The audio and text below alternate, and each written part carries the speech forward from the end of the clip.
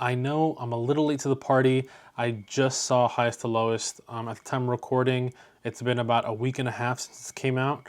But I'm going to give you my thoughts. And, of course, as always, let me know in the comments if you've seen it, what your thoughts are. But let's get into this. So first things first, I watched it at the Alamo Draft House in downtown LA. The theater isn't too big, so it was roughly at about 40% capacity. And so it wasn't full, but for a Spike Lee Denzel film, I'm generally expecting a bit more people to show up. Now, granted, it's not opening weekend or things like that, but for a film with a relatively small release, I kind of just expected more people to kind of flock to the theaters that had it. But we'll see when it gets its Apple streaming release on September 5th, I believe. So kind of the experience I felt when I left the theater was, first things first, a lot of people were talking about that they disliked the film. Most of the people I heard, their biggest criticism was the score. They weren't a big fan of the music. The composing wasn't so strong, and I feel those. I'm not gonna lie, I kind of agree with their sentiment, but we'll get to that. We'll get into that in a little bit. Quick little side note though about the Alamo. I don't know if it's just me. To any of you guys who've been to the Alamo Draft House, their food has really nosedived. I'm not gonna lie, it's still better than your typical AMC Regal chain theater, but I mean that's a pretty low bar to set. So maybe it was just a dud, but hopefully they can kind of pick that back up. But I guess one thing I'd like to pose as a question that I'd love to see you guys' response down in the comments is, this film is this film brings some massive names to the table as far as its cast list. So, we're talking about people like Denzel Washington, a household name, Spike Lee in the director's chair. So, with that being said, why did Apple decide to give this film, Apple and A24 decide to give this film such a limited release? The marketing wasn't so strong. Besides F1, it seems like Apple doesn't really push its films as hard as it used to. And besides the obvious reason being that they're looking to kind of funnel people over to Apple TV Plus, and they don't want to spend as much money on, film releases, theater releases. I think one reason, at least that stands out to me, is that Apple's been kind of burned before, and they're not willing to risk their money on a theater release. Besides F1, movies like Argyle, Napoleon, Killers of the Flower Moon, those really didn't get the amount of eyes or money that they were looking to make, and so I think they've kind of just been scorned on that. They're starting to kind of take that Netflix route of minimizing their time in theaters, and eventually might just go full Netflix and just remove theater releases as a whole. I hope they don't.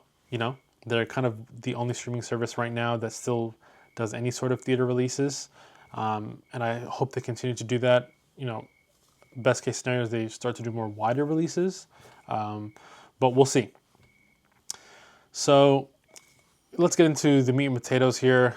First things first, the movie is a reinterpretation of Akira Kurosawa's High and Low, but set in a modern day New York City. Now, I will say I haven't seen the original High and Low, which I know is like a taboo for all my film heads out there, but it's on the list. I'm definitely gonna watch it. Maybe I'll get it on this weekend so I can kind of look at the differences between them two. The Rotten Tomatoes score was surprising to say the least. The critics got a 90%, which is about what I expected, but there were only about 165 reviews from critics, which is a decent amount. But I think we'll see if that changes when it gets to streaming. I'm expecting it to drop a little bit, but not too much. And then the audience score was 86% at the time of recording. It had a bit over 1,000 reviews. Again, really not much for audience score. Really not much for the amount of audience reviews. I think I'm expecting a deeper drop off once it gets to streaming. But again, I don't want to make it sound like I completely hated this film. I actually did enjoy a lot of it, but the score left a lot to be desired, if I'm keeping it honest. Like I mentioned earlier, it really was lacking. And there were many parts in this film where I felt like it really took kind of, the weight off of certain scenes that were emotional or tense. Overall, it just kind of seemed like the composer and Spike Lee didn't really kind of know what they were doing. At least for a good portion of the film, they kind of got it together towards the end. But majority of people, when I left the theater, were mentioning how they just didn't enjoy it at all. At certain points, it seemed kind of sappy. There were some good songs, but they were just placed poorly. I think one that kind of comes out to me is during the Dominican Day Parade. The music seemed like I could kind of understand what they were going for, but one, it went on for way too long, and I kind of just started to lose interest in the what song and music they were playing. Um, and overall, like I mentioned, it ruined some really impactful moments for me. So I think a much better score in this film's score for me goes up significantly. But overall, some really good things out of this film were some amazing acting performances, and I think a couple that stand out actually. First things first, Denzel. I mean, he's doing what Denzel does. He had a fantastic performance. Honestly, I think he was the best one in the film. Um, he's still, one of the greatest to ever do it. So, just for him alone, if someone were to ask me if they should watch this film, I'd give it a resounding yes. But not just him. Jeffrey Wright, also an amazing actor, went absolutely nuts this film. Gave it fantastic performance, tons of gravity to his scenes. The scenes between Denzel and Jeffrey Wright's character. Denzel plays David King. Jeffrey Wright plays Paul Christopher. The scenes between David and Paul are immaculate. Some of the best scenes in the movie. But I think Jeffrey might get eclipsed, depending on how you feel about this, by ASAP Rocky. Rocky was amazing. I didn't really expect all of that from Rocky, especially for someone who doesn't take, acting as seriously, as, some of these dedicated actors that I mentioned previously. But he did great. He was fantastic. I've seen him in some other previous films where he's had some small cameos here and there. But this is one where he really kind of stood his ground and gave a really, really good performance. Some of my favorite scenes, like I'll mention later, one of them being the kind of interrogation type scene where it's between David and ASAP Rocky's character, Young Felon, in the studio. And just those scenes between David and Young Felon are honestly my favorite in the entire film, for sure. But it's not all sunshine and rainbows, so let's get into the cons. That first half, it's pretty rough, if I'm being honest. I think that's a common thing you'll see from a lot of people mention. That kind of is the worst part of the film. Once you get past that first hour, I think for me, the film gets significantly better. In the first half, there's what I like to call gentrified black culture. It just felt like they were trying to shoehorn in a lot of culture and things like that, but it just didn't fit. It felt like it was being forced. The things that they were picking and choosing didn't feel authentic, which kind of confused me coming from a Spike Lee film. That's kind of what he does best. Then again, he didn't write the script, so I think some of that may have been out of his control.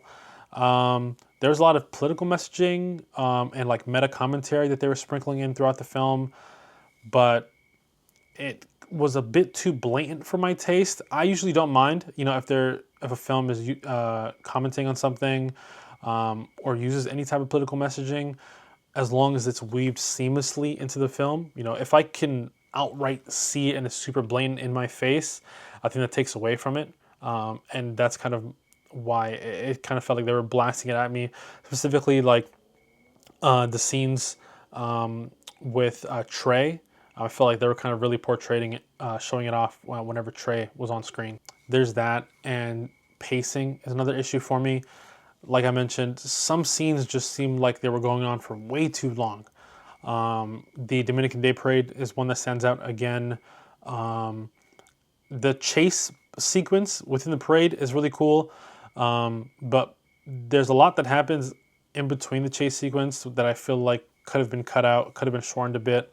There's just a lot of time in there where I feel like we were kind of just watching the same thing drag on for a bit too long. especially when they would cut away from the actual chase itself. They would cut to like the musicians. Um, Another thing, any of the family scenes felt like they dragged. I'm gonna be honest, the family scenes for me were the weakest part of this film, and that's because it felt artificial. There's only one scene that I think kind of stands out to me as far as the family is concerned, but none of the connections felt genuine in my mind. A lot of it felt kind of forced and artificial. And unfortunately, the actress that plays Pam King, who's David King's wife, Ilfinish Hadera. Hopefully, I'm saying that correctly. And then the actor that plays Trey King, Aubrey Joseph, were some of the weaker performances in my mind. They just weren't that strong. I think it's a combination of their acting performances as well as the writing for their characters, but just a bad storm for them. Hopefully, I see them in some other films and maybe we can kind of get a better showing out of them. But just for this film, I just was hoping for a bit more out of them. And I think one scene that really accentuates that, as far as Pam is concerned, is the scene where Pam is screaming, running down the hallway. They got Trey. They got Trey. And I don't know, just the way she said it, her delivery of the lines, the emotion behind it, her facial expressions, how she's running, that just all of it put together, it just didn't work for me. Like I couldn't feel the emotion that she was trying to portray. Like it felt like I was watching someone act, if you know what I mean. Like I wasn't being engrossed in the character of Pam. I was watching Elfinish try to play Pam. And hopefully you get what that means. But I don't want to harp too long on cons. There's a ton of things that I really enjoyed, and I think that all of it starts from the second half. For me, the moment where everything picks up is the train sequence. The moment they get on the train, everything gets better. It's like they finally gave Spike the reins, and he really got to kind of show who Spike is. The first thing that stands out is actually right before the train sequence. There's a scene where the detective, where David decides he's going to pay the ransom, and the main detective starts explaining the plan for what they're going to do on the train and to get the money, and to save the kid. And so we get to actually see a good old-fashioned Spike Lee dolly shot. But from that point forward, we move into kind of the train sequence. So we're in the subway station. We move from digital footage over to kind of Super 8. And the way it's colored looks really nice. Everything kind of looks great. We get to see the Yankee fans, and it's hilarious. All of them saying, F Boston, F Boston. And kind of showing that like real New York spirit. I know a ton of New Yorkers are gonna love this film because it really accentuates New York's culture, and that makes a ton of sense coming from Spike. Being someone who loves New York, always at every Knicks game pretty much, and that's kind of been a big part of him. As New York is a big part of his films and his culture and what he portrays. So absolutely love that. And like I mentioned, the switch between digital and film footage was really cool. I think it was masterfully done. And again, even though Spike didn't write this film, from this point forward, it really feels like he kind of gave everything he had to kind of do the most with what he could. The chase sequence at the Dominican parade, I think, like I mentioned earlier, was super cool. Specifically the parts where we're actually watching the chase happen.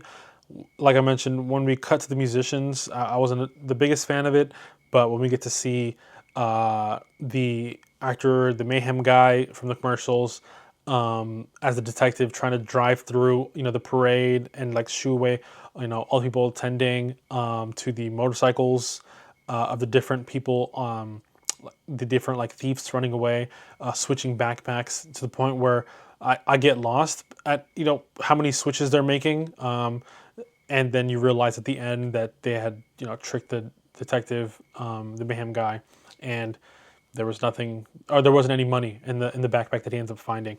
I thought that whole scene was really cool and really done well. Another scene that really sticks out to me is the conversation, the interrogation/conversation scene at the studio between David and young Felon. I think there's so many parallels in there. First is from young Felon's perspective. This is his dream scenario. He's in the booth getting to rap with his favorite producer, the best ears in the game, David King. And, David is producing right there, right in front of him. And it's just the way we get there is completely different from, what he expected.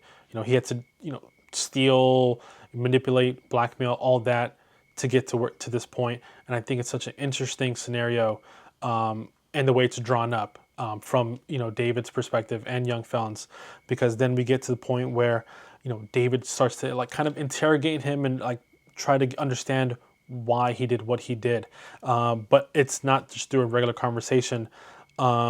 It's like them rapping at each other and David trying to figure out what he's trying to accomplish. And I think it's just really cool when they start rapping at each other. It was like amazing. And then we also get to see David's softer side come out. From this point forward, we've kind of only seen the hard, cold-hearted business side of him. But now we get to see him trying his best to, help a young black man right in front of him. Regardless of everything he's done, he extends an olive branch. Again, which previously in the film, he had actually done that over the phone. But this time he tries his best to actually extend an olive branch. And young Felon continuously keeps denying it. And then after a certain amount of denials, you see him immediately switch. We go from soft side back to cold-hearted business as usual, David. And that's when they get to shooting. The whole sequence, the way it's laid out, the lighting in the room with the blue hues and the shadows, keeping it ominous, I think was really cool. Bar none, like I said, my favorite scene in the entire film. Another cool scene for me is when we get to see towards the end, when David and young Felon speak again, but from jail. And there's a really cool shot where it's like shot diagonally in kind of what looks like a mirror kind of sequence, where David is on the left and young Felon is on the right.